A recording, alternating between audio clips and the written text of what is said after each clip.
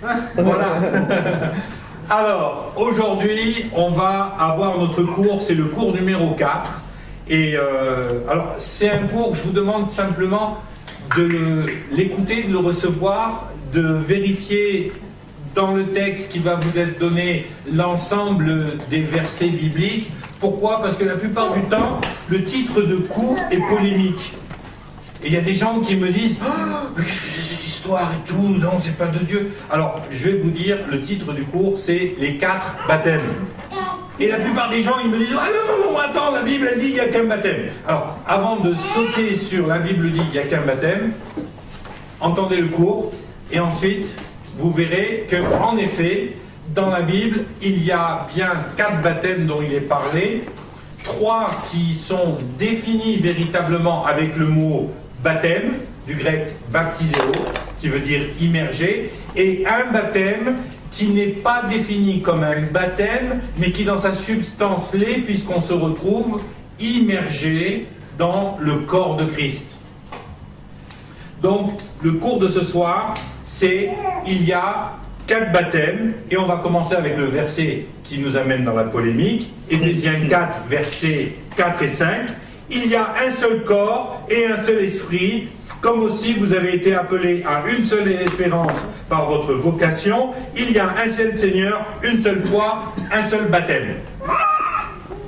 Il est clair que lorsque ce verset nous est donné, il nous est donné pour parler spécifiquement du baptême d'eau. Il n'y a qu'un seul baptême d'eau. Il n'y a pas besoin d'en faire 50, il n'y a pas besoin de rajouter ou d'enlever des choses au baptême d'eau. Ce verset, il est question du baptême d'eau. Par contre, on va le voir à travers ce cours, la Bible nous parle de plusieurs types de baptêmes. Elle nous parle du baptême dans le Saint-Esprit, par exemple. Elle nous parle du baptême de feu. Elle nous parle du baptême d'eau. Et elle nous parle aussi du fait qu'à un moment donné, lorsque nous naissons de nouveau, nous sommes immergés, dans le sens où nous sommes complètement immergés, nous devenons une partie du corps de Christ. Donc nous sommes baptisés dans le corps de Christ. Nous sommes immergés, nous devenons partie intégrante du corps de Christ. Amen? Amen. Alors, ce que l'on va voir aujourd'hui, c'est pas idée de faire de la polémique, et moi ce que je vous demande, ne sortez pas de là en allant dire aux gens, ouais, il y a 4 baptêmes et tout ça, parce que d'abord vous allez rentrer dans la polémique, et puis après, eh ben écoutez, on a tous besoin d'une grande humilité pour savoir comment on avance avec la parole de Dieu, et la parole de Dieu c'est quelque chose, moi ça fait 30 ans que je la lis, et je la découvre tous les jours. Alors dites-vous une chose, sortez pas avec le cours pour aller donner des leçons aux gens. Le but du cours, c'est pas ça. Le but du cours, c'est de vous faire grandir personnellement et de vous faire maturer de façon à ce qu'à un moment donné, quand les gens vont venir vers vous, ils puissent voir Christ à travers vous. Amen. Je vous rappelle, la Bible, c'est une lampe à nos pieds, et le fait d'avoir une lampe à nos pieds, la plupart du temps, ça nous permet de ne pas trébucher. Amen. Gloire à Dieu. Alors, la Bible, nous l'avons vu, va nous donner de grandes précisions au sujet des baptêmes. Et ces précisions vont nous permettre donc de définir les 4 baptêmes dont je vais vous parler aujourd'hui. Et chacun de ces baptêmes, c'est comme une sorte d'étape que Dieu nous appelle à franchir. Alors, une étape, ça ne veut pas dire qu'on a gagné en grade, mais une étape, ça veut dire qu'on a fait une partie du trajet. Ok ? Et le fait d'avoir franchi des étapes ne signifie pas qu'on a fini la course. La course, on la finira le jour où on sera avec le Seigneur. Amen. Amen. Et ces 4 étapes que l'on est amené à franchir, elles ont un but en particulier. C'est jusqu'à ce que nous soyons tous parvenus, la Bible nous dit, à l'unité de la foi et de la connaissance du Fils de Dieu. À l'état d'homme fait, à la mesure parfaite de la stature de Christ. Ce qui est très intéressant dans ce texte, c'est qu'il y a là une promesse qui est faite aux Éphésiens, mais qui est faite à l'ensemble du corps de Christ, c'est que si nous allons étape par étape dans les choses que Dieu a prévues pour nous, et si nous avons une croissance normale du fait de partir de nourrisson de la Bible jusqu'au fait d'arriver à la stature parfaite de Christ, eh bien, nous sommes dans la capacité de venir toucher à cette perfection de la stature de Christ. C'est possible sur terre. Et c'est possible sur terre. Pourquoi? Parce que Jésus nous l'a dit très clairement. Les choses que je fais, vous êtes non seulement appelés à les faire, mais à faire des choses plus grandes encore. Alors attention avec ça. Ça ne veut pas dire quand on arrive à la stature parfaite de Christ que l'on devient saint et parfait comme Christ. C'est pas ça que ça veut dire. Ça veut dire qu'on peut arriver à un niveau de maturité. La stature, c'est quoi? C'est la maturité. Hein. La stature d'un adulte, c'est sa maturité. C'est le fait qu'il est maturé. On est capable d'arriver à cette stature qui va nous permettre d'être imperméable à certaines tentations, imperméable au péché, imperméable à un certain nombre des ruses du diable, et que ça va nous permettre aussi de faire les mêmes choses que Jésus a fait. Autrement dit, mes amis, vous êtes tous appelés, en tant que membres du corps de Christ, à exercer votre autorité, et ça on en reparlera dans un cours sur l'Église, à exercer votre autorité spirituelle dans ce monde, et le fait que vous exerciez votre autorité spirituelle dans ce monde va vous amener à dire à un paralytique, lève-toi et marche. Ça va vous amener à dire à un aveugle, ouvre tes yeux et vois. De quoi il est question dans ce texte? Il est question de l'unité de la foi et de la connaissance du Fils de Dieu. Et je vous rappelle que bibliquement, quand il nous est parlé de connaître, il ne nous est pas parlé de savoir des choses sur un sujet, mais il nous est parlé d'être en communion telle avec le sujet que je fais partie du sujet et que le sujet fait partie de moi. Je vous rappelle que le terme « connaître » dans la Bible, c'est le terme qui a été utilisé par Dieu pour parler d'une relation sexuelle entre un homme et une femme. Autrement dit, je vous rappelle, dans le cours sur la relation, quand la Bible nous dit que quand nous avons des rapports sexuels, nous ne devenons qu'un seul, nous ne faisons plus qu'une seule chair avec la personne. Et le terme utilisé dans la Bible pour ça, c'est « connaître ». Par exemple, il est dit qu'Abraham connut Sarah et il enfanta. David connut Bathsheba et il enfanta. Donc ce n'est pas forcément connaître dans les liens du mariage, parce qu'on le voit dans le cadre de David, on est dans un cas d'adultère, mais c'est connaître, devenir qu'un, rentrer dans une telle intimité qu'on ne fait plus qu'un. Et bien quand il nous est parlé ici de la connaissance du Fils de l'homme, il nous est parlé de ne faire plus qu'un avec Christ. Et ça vous rappelle ce verset de Jean, « Si vous demeurez en moi et que je demeure en vous ». Qu'est-ce qui se passe quand vous demeurez l'un dans l'autre avec Christ? Vous ne faites plus qu'un avec Christ. Et là, vous pouvez exercer l'autorité qui vient de la stature parfaite de Christ. Ça ne vous rend pas parfait, ça ne vous rend pas saint, mais ça vous appelle à être participant de la nature de Christ. Amen. Amen. Autrement dit, à chaque fois que vous voyez un miracle, que vous priez pour un malade et que vous voyez un miracle, bang, qui arrive, vous êtes participant de la nature parfaite et de la stature parfaite de Christ. Pourquoi? Parce que, excusez-moi, mais Michael, en tant que Michael, il ne peut pas faire de miracle, vous êtes d'accord avec moi? J'ai essayé, hein. Seigneur, Bourgogne, de 1957. Voyons. Il n'a pas beaucoup de bouquets. Il est rose bonbon à cause du verre. Il a plutôt un goût de Château-la-Pompe. Ok? Michael, il ne fait pas de miracle. Par contre, quand Michael demeure en Christ et que Christ demeure en Michael, je vous rappelle, Christ en moi, l'espérance de la gloire, alors, là, je peux marcher dans la stature parfaite de Christ et voir des miracles. De qui ça dépend? De moi. Parce que Christ a déjà tout accompli. Il a dit à la croix, tout est accompli. Ma part du travail est accomplie. Je suis mort pour vous réconcilier avec le Père sur cette croix, et par mes meurtrissures, vous êtes guéris.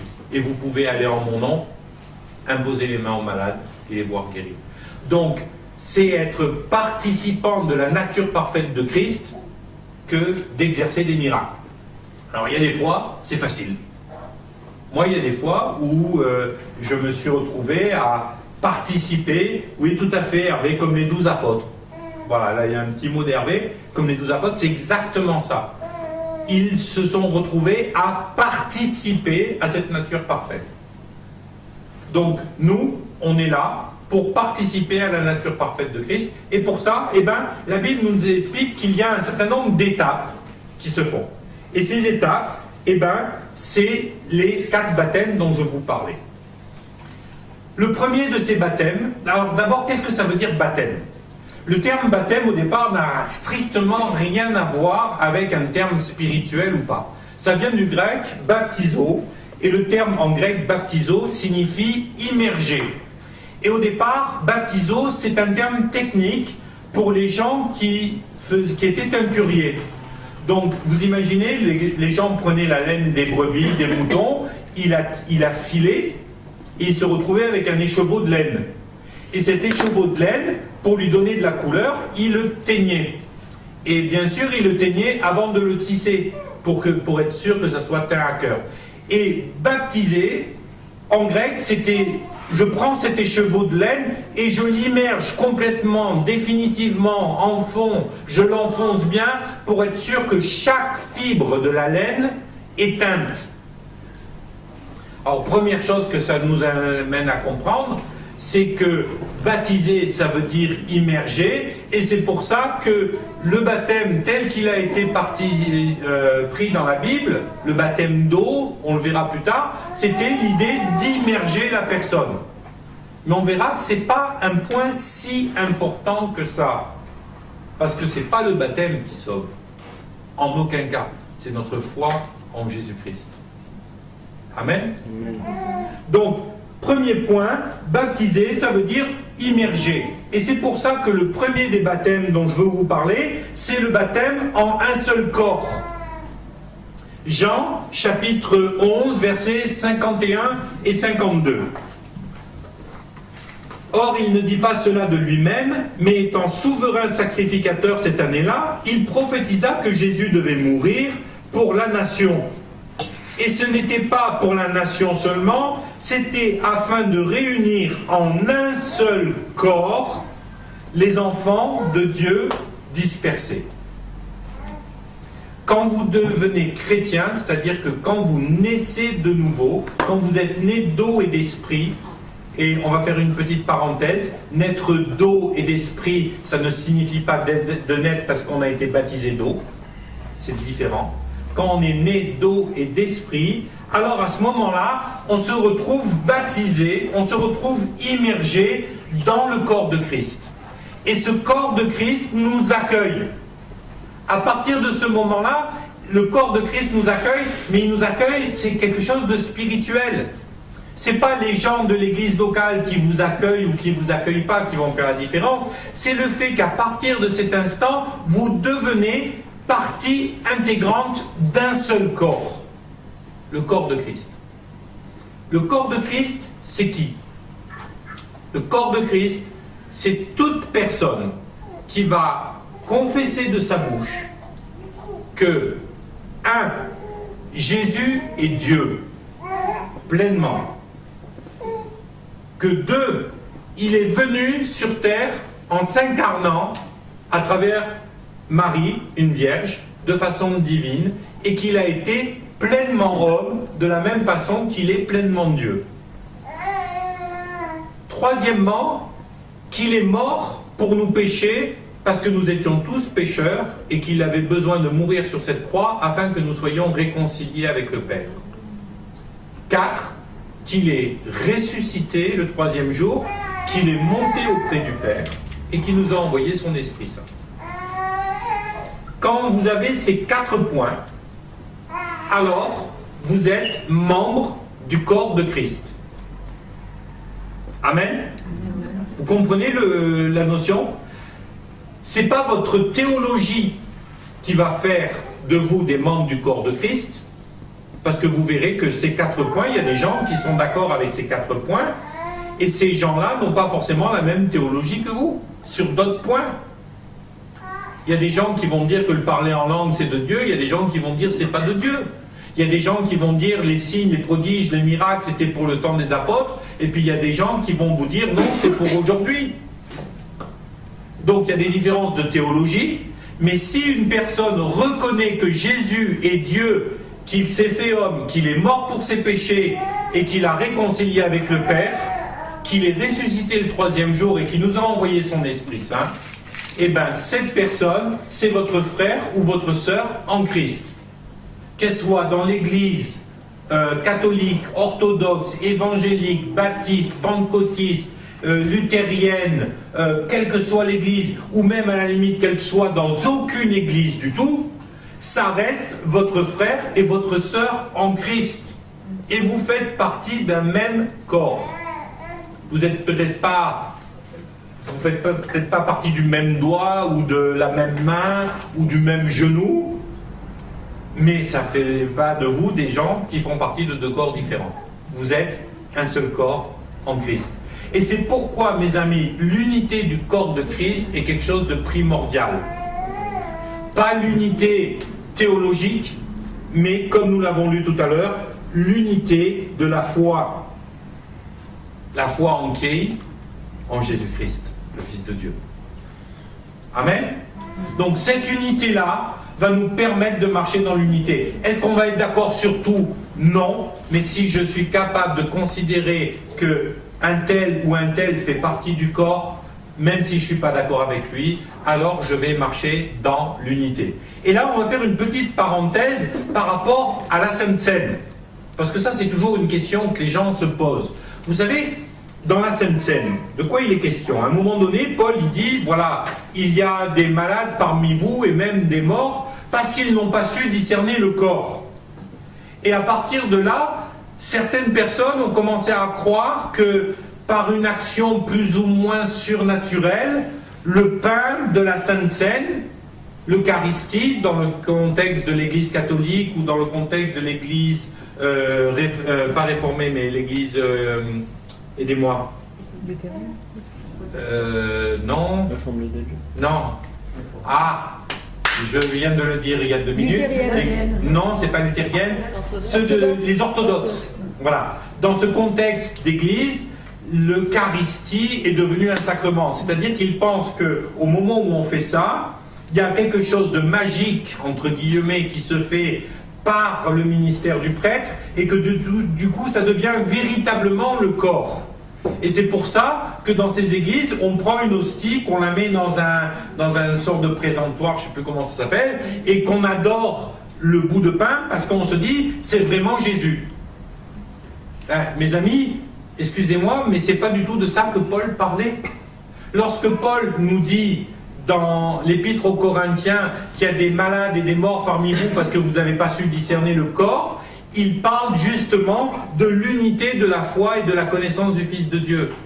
Il parle à une église qui avait des luttes intestines et où des gens étaient divisés.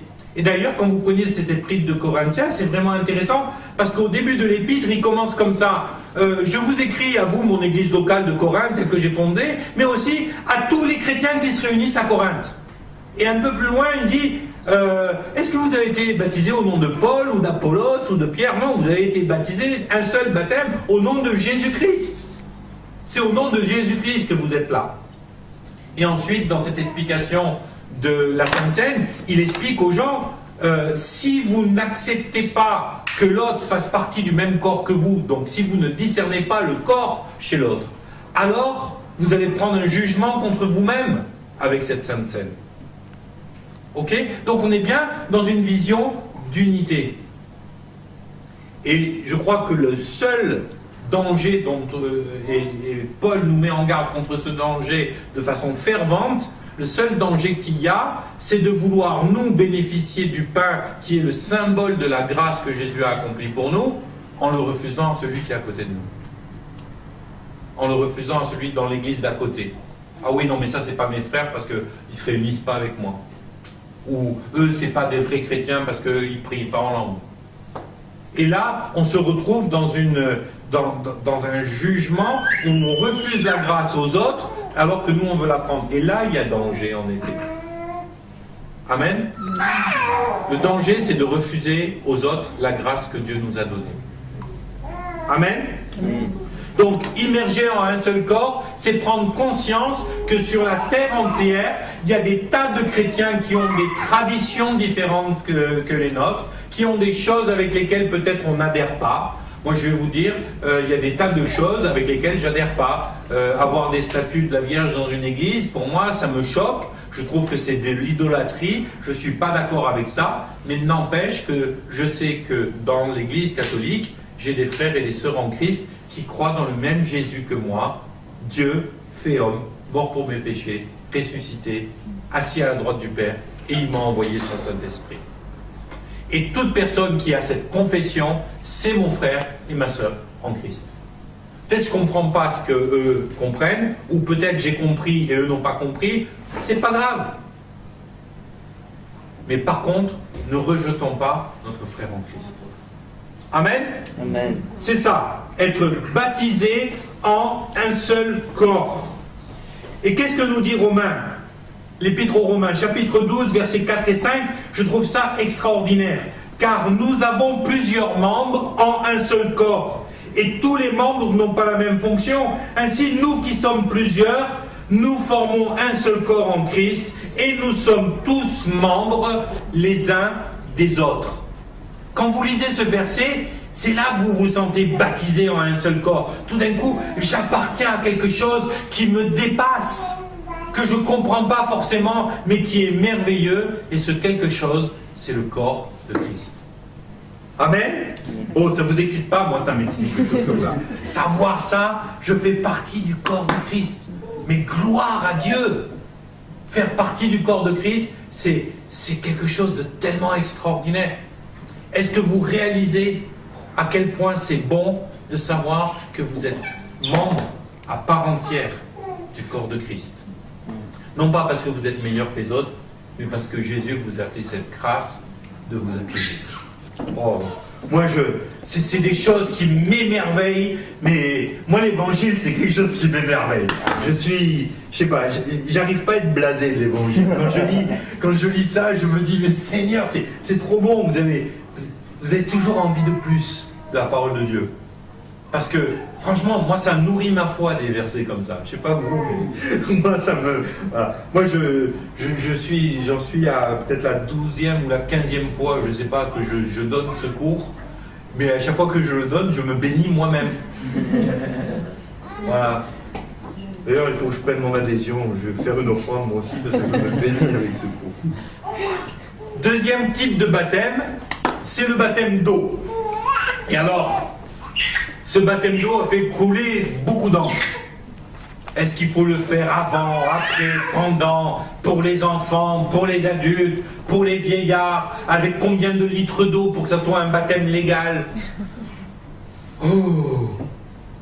Minute les papillons. Qu'est-ce que c'est que ce baptême d'eau? Alors, première chose, il faut qu'on comprenne que toutes ces questions qui se posent par rapport au baptême d'eau, elles se posent parce que les gens ont cherché à compliquer quelque chose de très simple au démarrage.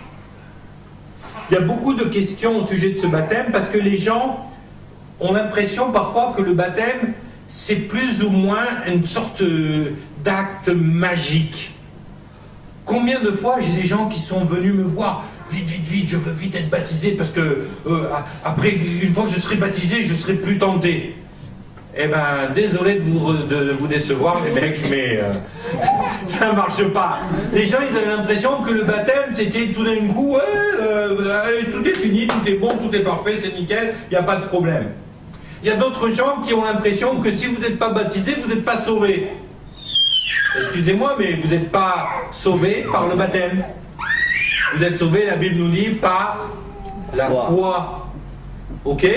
Il se passe quoi si vous avez la foi, tout d'un coup, vous êtes sauvé, vous avez accepté Jésus dans votre vie, Et puis alors, manque de bol, vous vous cassez la figure dans l'escalier, vous vous tuez, vous n'avez pas été baptisé, ah ben Jésus, il ne va pas vous accueillir. Vous trouveriez ça juste? C'est non seulement pas juste, mais en plus, c'est même pas biblique. Le larron sur la croix, qui a dit, Seigneur, souviens-toi de moi quand tu viendras dans ton règne. Est-ce que vous croyez qu'à ce moment-là, les Romains, ils ont dit, hop, on arrête tout, on le descend, on le baptise, on le parce qu'autrement, il ne sera pas sauvé?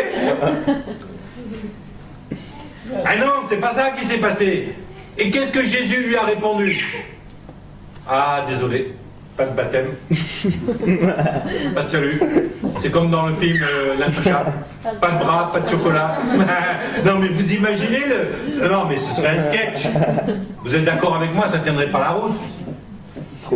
Alors, est-ce qu'on est sauvé par le baptême? Non. Et c'est pour ça qu'il est inutile de baptiser des enfants. Parce que les enfants, ils sont sauvés par le fait qu'ils soient des enfants. Jusqu'à l'âge de raison, les enfants sont sauvés par le fait qu'ils sont des enfants. Par contre, mes amis, combien je vois d'enfants qui sont pas baptisés, qui grandissent et qui ne sont jamais baptisés après, parmi les enfants de chrétiens. Et ça, c'est triste. Et là, on devrait réfléchir à ce qu'on a envie de faire pour nos enfants. Et je fais une petite parenthèse, ça n'a rien à voir avec le cours, mais on a 2 bébés, là, je me régale d'avoir des bébés. Mais ce que je vous encourage à faire, élevez vos enfants selon les voies de Dieu, et quand ils seront grandis, ils ne s'en détourneront pas. Mais ça veut dire quoi? Ça veut dire que vous, en tant que parents, vous avez du job pour élever vos enfants selon les voies de Dieu. Ne croyez pas que ça va se faire automatiquement. Et le nombre d'enfants de familles chrétiennes qui sont partis dans le monde complètement en live, tout simplement parce qu'ils n'avaient pas toujours été élevés selon les voies de Dieu. Et quand ils arrivent à l'adolescence, vous savez, c'est pas parce que vous traînez les enfants à l'église qu'ils vont se convertir. C'est parce que vous allez les élever au quotidien selon les voies de Dieu. Et après, vous allez voir la gloire de Dieu dans vos enfants.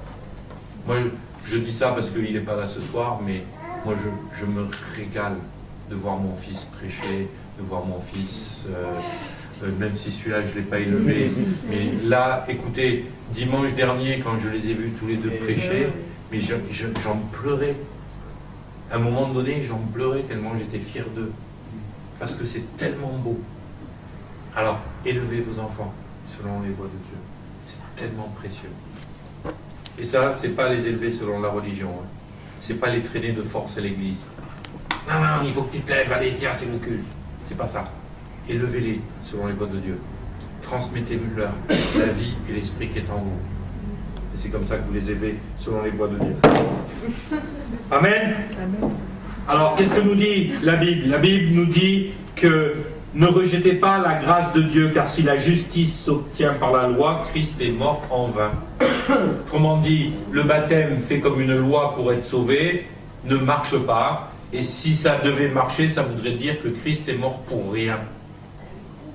Christ, il n'est pas mort pour rien, il est mort pour que quiconque ait la foi, quiconque croit en lui, dit le Jean 3,16, hein, car quiconque croit en lui aura la vie éternelle et ne périra pas.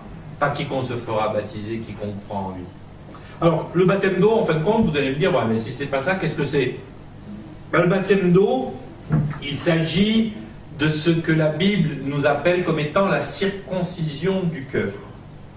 Et moi, j'aime bien ce terme de la circoncision du cœur. Circoncire, c'est retrancher quelque chose. C'est couper. C'est la marque de l'alliance. Vous vous souvenez quand Dieu a fait alliance avec Abraham, il lui a demandé la circoncision. Alors, moi j'aime bien Dieu, parce qu'il est vachement pédagogique. Il s'est dit, j'ai pas envie qu'ils oublient mon alliance. Allez, on les circoncis. Et le gars, chaque fois qu'il va pisser, eh ben, il se souvient de l'alliance. Elle est pas mal la vie. Dieu est bon. Je sais pas pourquoi les filles, elles n'ont pas la chance d'avoir ça, parce que franchement, ce serait super. Non, la circoncision du cœur, c'est quoi? Eh bien, Dieu, il veut qu'on note quelque chose. qu'on tranche dans notre cœur, qu'on note de notre cœur une chose qui est particulière, qui est notre amour de notre sacro-sainte liberté humaine. Quelqu'un m'a dit un jour, mais ouais, ça sert à quoi de se faire baptiser? Un gars, ça faisait 15 ans ou 16 ans qu'il était dans l'église, qu'il s'était converti, et lui et sa femme, au bout de 15 ans, 16 ans, ils n'étaient toujours pas baptisés. Et un jour, on était dans une réunion de prière chez eux, et puis, comme on avait une sœur qui s'était convertie dans notre maison, qui allait bientôt se faire baptiser, eh ben, j'ai partagé sur le baptême dans cette réunion de maison. C'était avant que j'aille faire l'école biblique et tout ça, donc j'ai juste partagé sur le baptême, et à la fin, eh ben, le frère chez qui on était assemblés était fâché parce que j'avais parlé du baptême. Il m'avait dit, ouais, t'es légaliste, c'est religieux, c'est ci, c'est là. Mais le fait est, mes amis, c'est triste hein, à dire, mais il a 2 garçons. Ces 2 garçons se sont convertis à l'islam. Alors que ces garçons, ils avaient 2-3 ans à cette époque-là. Hein. Et lui, ça faisait déjà 15 ans qu'il était converti. Mais je crois que le baptême, c'est une notion d'obéissance. Seigneur, puisque tu le demandes, je ne vais pas chercher midi à 14 h, je vais obéir. Alors bien sûr, après on peut expliquer la symbolique du baptême, le passage de la mer, la mort à soi, le fait d'être enseveli et ressuscité avec Christ. On peut expliquer tout ça, on peut donner aux gens toutes les explications nécessaires par rapport à ça. C'est merveilleux. Il y a des merveilleuses symboliques dans le baptême et c'est un régal de les voir. Mais le fait est, c'est comment le premier baptême des premiers chrétiens se faisait. Eh bien, le premier baptême des premiers chrétiens, c'était simple. Hein. Pierre, il fait sa première grosse évangélisation, le jour de la Pentecôte. Il dit, il y a 3000 conversions. Et grosso modo, qu'est-ce qui s'est passé pour qu'il y ait 3000 conversions ce jour-là? Eh bien, à un moment donné, après la prédication de Pierre, il y a quelqu'un qui a levé la main, qui a dit « Excusez-moi monsieur, c'est bien beau votre histoire, mais comment on fait pour être sauvé ?» Et Pierre a répondu naturellement « Croyez et faites-vous baptiser. » Tu crois, et si tu crois, tu en témoignes publiquement par le baptême. Tu choisis ton camp en te faisant baptiser. Il n'y a rien de magique là-dedans. Nous, on a pris l'habitude, quand on fait des appels, de faire lever la main aux gens. Ben, à l'époque de Pierre, il ne faisait pas lever la main aux gens, il leur disait « Allez, dans l'eau, on vous baptise. » Tu crois? Ouais, allez, viens te faire baptiser. Parfois, les gens viennent me voir et disent « Ouais, non, mais tu baptises vraiment n'importe qui, toi. Hein. » Non, je ne baptise pas n'importe qui, je baptise des gens qui ont proclamé leur foi. Est-ce que ça veut dire qu'ils vont continuer avec Christ? Je ne sais pas.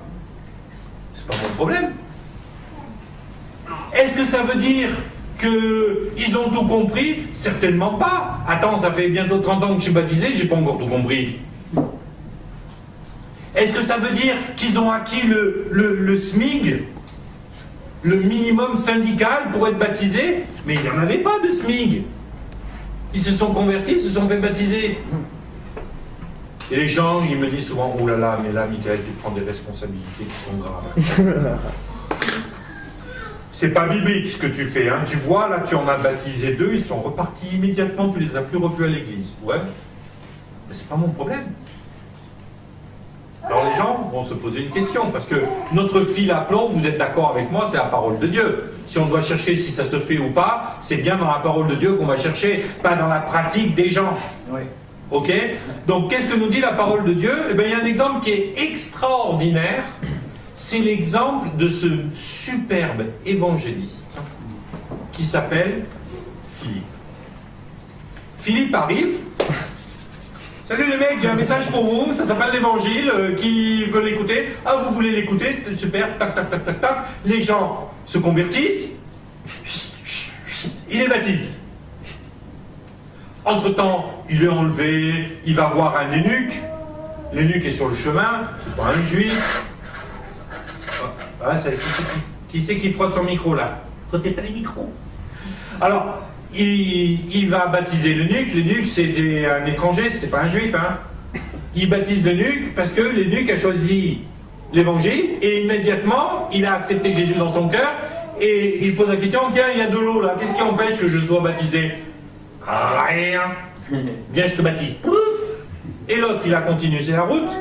Et là, on va étudier un peu ces deux personnages du baptême d'eau. Le premier qu'on va étudier, c'est cet eunuque. Il a été baptisé immédiatement. C'est pas juif. Il n'avait pas vraiment de culture. Il est dit qu'il revenait, c'était un gars qui était une sorte d'ambassadeur. Il revenait d'Israël vers l'Éthiopie. Et puis, la Bible ne nous dit pas qu'il était saint, qu'il était converti. Elle nous dit juste qu'il était en train de lire le livre d'Ésaïe. On peut spéculer, il était venu à Jérusalem pour avoir une révélation. Bon, je ne sais rien, j'étais pas dans son cœur.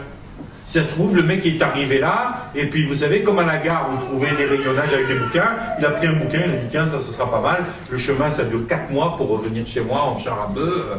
Donc voilà, c'est un gros bouquin, c'est un gros pavé, je vais le lire, comme ça me fera passer le temps, quoi. Mais il aurait pu choisir les Madeleines de Proust si ça avait existé, si ça se trouve. Mais il a choisi le livre d'Ésaïe. Et le voilà, le gars, il est en train de lire le livre d'Ésaïe. Et Philippe arrive près de lui, il lui dit tu comprends ce que tu lis?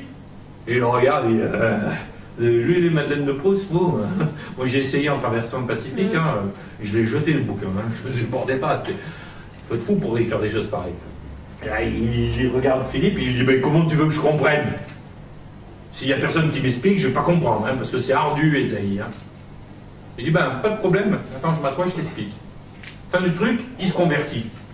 Il est baptisé.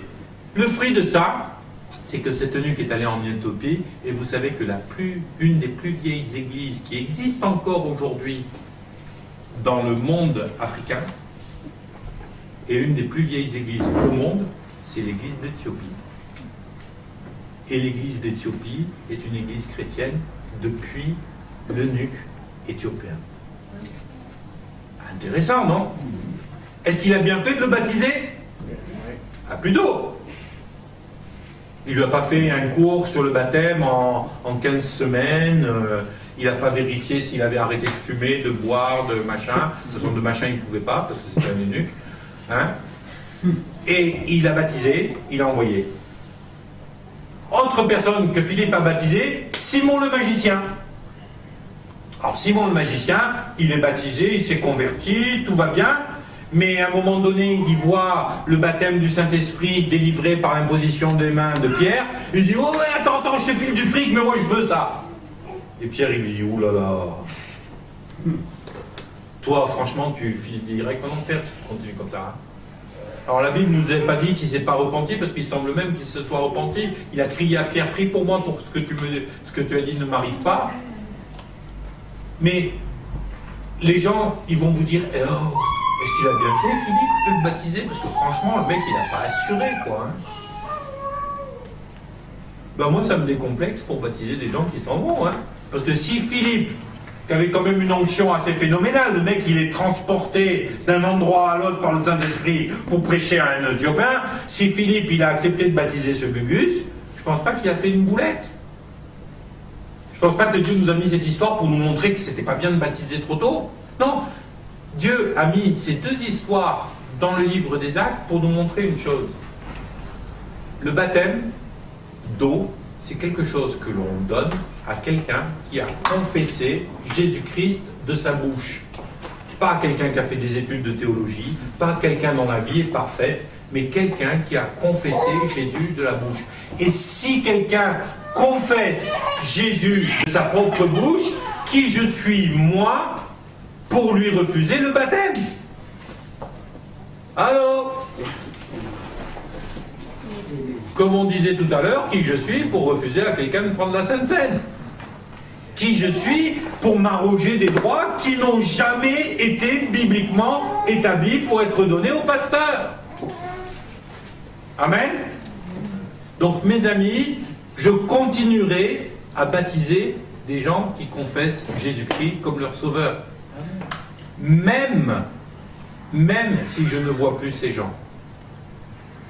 J'ai été baptisé 3 jours après avoir donné ma vie à Jésus. Est-ce que j'avais compris les choses? Non. Est-ce que ma vie, elle était parfaite? Non. Est-ce que j'avais assimilé le salut et la nouvelle naissance en 4 leçons? Non. J'avais même pas une Bible quand j'étais baptisé. J'ai acheté une Bible 3 jours plus tard, ou 4 jours plus tard. Mais une chose est sûre, c'est que quand, quelques semaines après, il m'a fallu plus d'1 an avant de trouver une église, mais quand quelques mois après mon baptême, j'étais en France sur la Côte d'Azur et que j'ai vu que ma vie elle était en train de virer pour retourner au monde, je me suis souvenu de mon baptême. Et je me suis dit, je ne peux pas.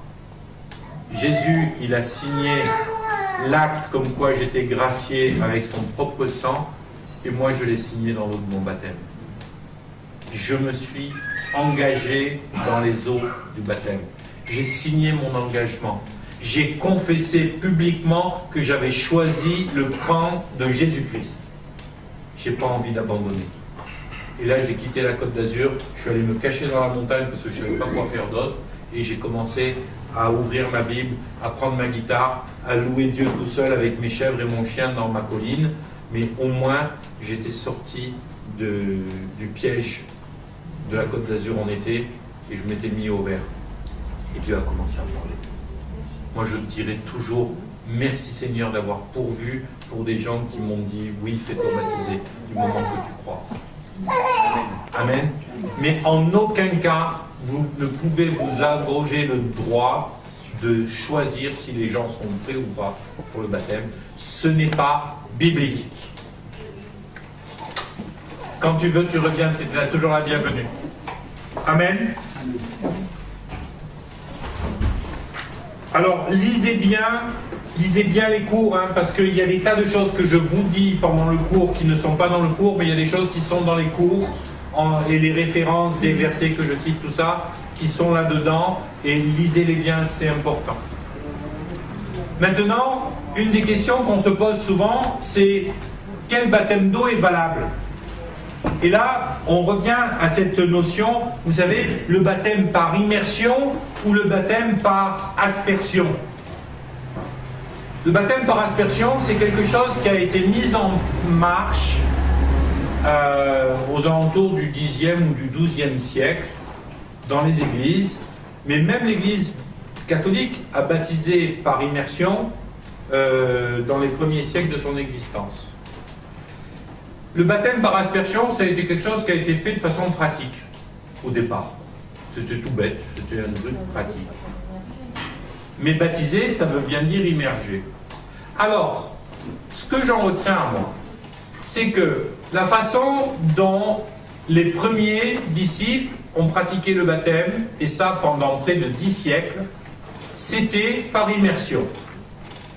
Parce que baptiser, ça veut dire immerger.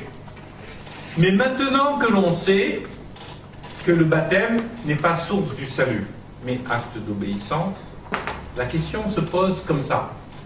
Est-ce qu'un baptême par aspersion serait moins bon qu'un baptême par immersion? Ben non. Parce que le baptême n'apporte pas de côté magique. Ce qui est important au niveau du baptême, ce n'est pas la quantité d'eau, c'est la quantité de cœur. Alors, moi, dans l'église, je choisis de baptiser les gens par immersion parce que c'est ce que la Bible dit. Ok? Mais je ne vais pas dire à quelqu'un qui aurait été baptisé par aspersion alors qu'il a choisi de se faire baptiser. Attention, hein, je ne vous parle pas du baptême des enfants quand ils sont petits. Je vous parle de quelqu'un qui se serait fait baptiser par aspersion. Je ne vais pas lui dire, ah non, non, non, il faut que tu te refasses baptiser parce que tu n'as pas été trempé dans l'eau complètement. Ce serait un non-sens. Ça m'arrive de baptiser les gens par immersion, 99% des cas, et par semi-immersion, ça a été le cas de notre amie Cathy, parce que Cathy, elle a des appareils auditifs, j'allais pas la plonger, et puis, allez, 1500 € d'appareils auditifs grillés, youpi. Après, elle m'aurait présenté la facture, elle aurait eu raison, hein. Donc, elle s'est mise à genoux dans l'eau, au Mourillon, allez voir les vidéos, elles sont superbes. Et puis j'ai pris de l'eau dans mes mains, et je lui ai versé de l'eau sur la tête en faisant attention à ses appareils. Pourquoi? Ben, mes amis, parce que ce qui était important, c'est la qualité de son cœur, pas la forme du baptême. Et il y a quelques années en arrière, eh ben, je suis allé baptiser une femme et son mari. Et je suis allé les baptiser à Pierrefeu. Il y a la vidéo aussi sur YouTube, sur le Facebook de l'église, vous pouvez la retrouver dans les premières vidéos des baptêmes qu'on a fait. Et cette sœur, je suis allé la baptiser. Alors c'était rigolo parce que dans la même journée, j'ai fait 3 services de baptême à 3 endroits différents. Un au Mourillon, c'était Sergio. Et vous voyez la vidéo, Sergio, ben, quelqu'un lui avait fait une robe blanche parce qu'il avait envie, puis on l'a baptisé avec cette robe blanche, puis on a filmé, c'était la joie, c'était extraordinaire. Et puis ensuite, je suis parti à Pierrefeu chez ces gens, et la dame, elle était en phase terminale d'un cancer, et puis elle aurait bien aimé être au Mourillon avec nous, mais elle était tellement, d'ailleurs elle est décédée quelques jours plus tard, mais elle avait tellement envie de se faire baptiser. Elle m'a appelé en me disant le matin, elle m'a dit écoute, je suis trop fatigué, là je viens de passer une très très mauvaise nuit, je ne peux pas venir à l'église, là je ne tiens pas debout, mais vraiment c'est dommage, j'ai tellement envie de me faire baptiser. Alors je lui ai dit ben écoute, je viens de te baptiser chez toi. Et je suis allé chez elle, et je l'ai baptisée avec une bouteille d'Évian. Et il y avait son mari qui était là, et son mari, il avait envie de se faire baptiser en même temps qu'elle. Je n'allais pas lui dire, ah non, non, non, toi t'es en bonne santé, file à la plage. Hein. Non, eh ben, je l'ai baptisé lui aussi avec une bouteille d'Évian. Et gloire à Dieu. Amen. Elle avait accepté Jésus lui aussi, et elle s'est fait baptiser, et je crois que 3-4 jours après, elle est décédée. Mais je sais où elle est. Je sais qu'elle est avec le Seigneur. Et on s'en fout de la quantité de flotte. Et le soir, après, je suis allé prêcher à la frontière italienne, à côté de Cuneo là-bas, et je suis allé faire un service de baptême, et j'ai baptisé une personne dans une piscine d'enfants, dans le salon d'une villa qui n'était pas finie de construire. Voilà. C'était beaucoup moins joli que le Mourillon, mais la personne, elle était là, elle voulait se faire baptiser. Et ce jour-là, on a pris à 11h du soir, parce que le lundi, j'allais enterrer ma grand-mère, donc on a pris la voiture avec Cathy, et on est parti à Salon de Provence, donc de l'Italie jusqu'à Salon de Provence, et on a dormi du côté de Brignoles dans un Formule 1, parce qu'on était crevés, et puis l'enterrement de ma grand-mère, c'était à 9h du matin. Et quand je me suis couché, alors qu'en fin de compte, je n'avais baptisé que 4 personnes, hein. Depuis, il y a des fois où on en a baptisé 12, hein. Et là, c'était 4 personnes, mais c'était 4 personnes avec 4 baptêmes complètement différents. Et quand je me suis couché dans mon lit du Formule 1 avec ma femme, j'ai senti le Saint-Esprit qui me disait « Je suis fier de toi ». Et moi, ça m'a béni de faire ces baptêmes différents. Ok? Donc, le baptême d'eau, c'est ça. Alors, après, les gens, ils me disent « Ouais, mais est-ce que c'est obligatoire ?» Oui, c'est obligatoire, c'est un acte d'obéissance. Tu déclares publiquement. Et Jésus nous dit « Celui qui me confessera publiquement, ben, je le confesserai devant mon Père. Celui qui ne me confessera pas publiquement, je ne le confesserai pas devant mon Père. » Alors, mes amis, confessez publiquement. Faites-vous baptiser quand vous avez choisi de suivre Jésus. Amen. Est-ce que ça vous parle tout ça, mes amis? Oui. Amen.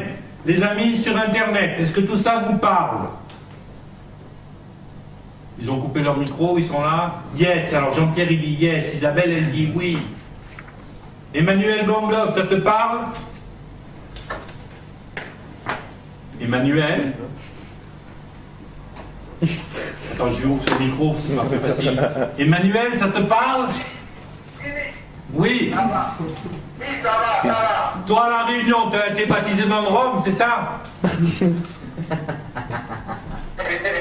Et voilà, il en rigole encore, hein? Alléluia. Amen. Mes amis, ce qui est important de comprendre, c'est que il faut qu'on arrête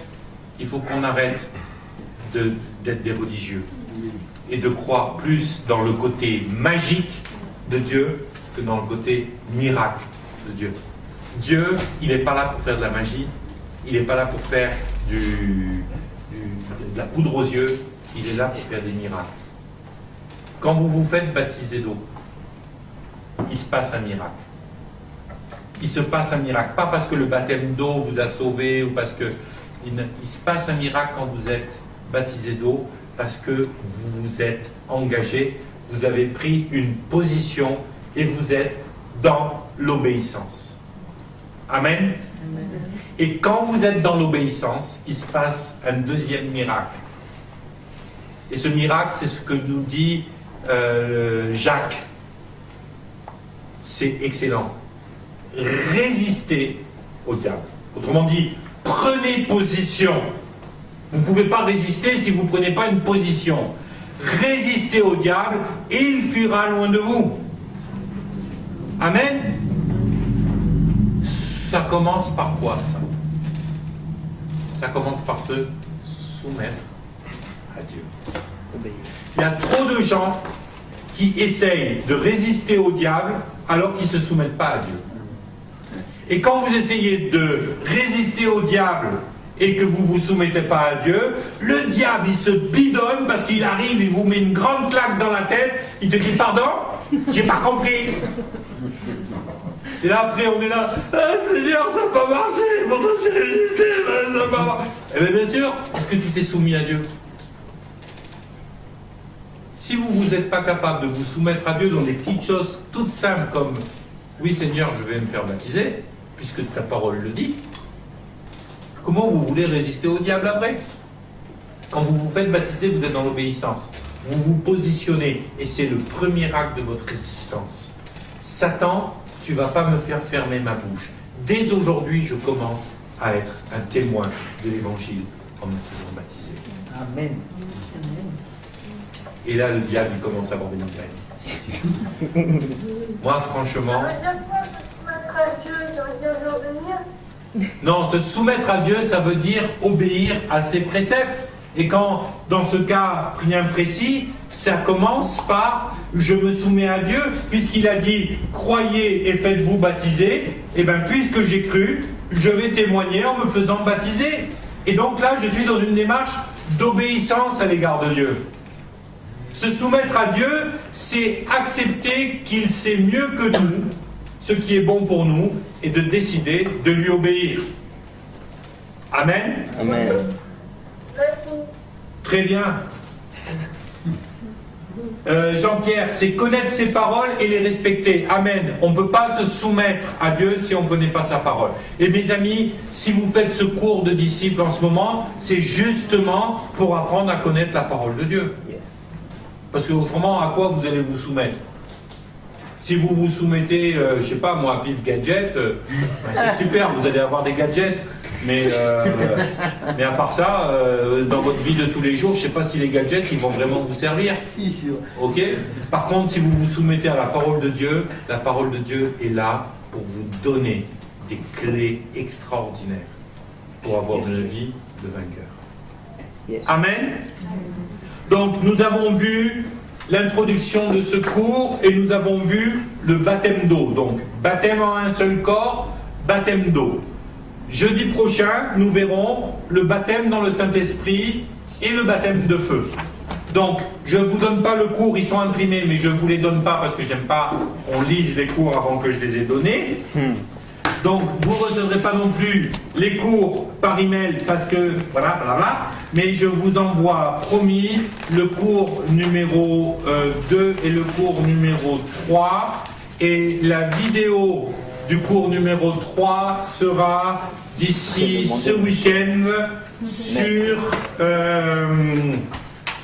RapidShare. Donc les gens qui ont besoin des liens pour RapidShare pour la vidéo, vous m'envoyez un petit email à formation@vled.fr et à partir de là, vous me dites je veux le cours vidéo et je vous envoie le lien pour que vous le téléchargez sur RapidShare.